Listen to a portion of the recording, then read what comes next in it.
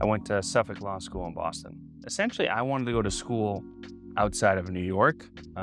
People know our last name, so I really didn't want that. But ultimately, it did backfire. My first day in law school, someone asked me if I was related, so it didn't really work out as well as I thought it would work, but that's ultimately the reason. I also went to Suffolk University. Similar to Tim, I wanted to go away from New York. A lot of people I knew were going to UB.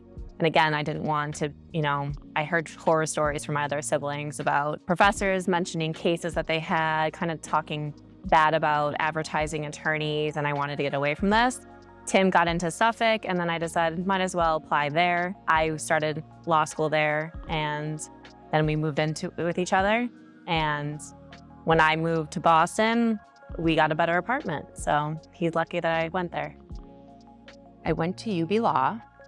It admittedly was not my first choice, but in the end it worked out great because, I'm practicing here in Buffalo and my fellow classmates are now my colleagues and my opponents at trial. So it's nice to see familiar faces and it really worked out great for me. In college over the summer, I would work in the accounting department and I would help the accounting department pay invoices.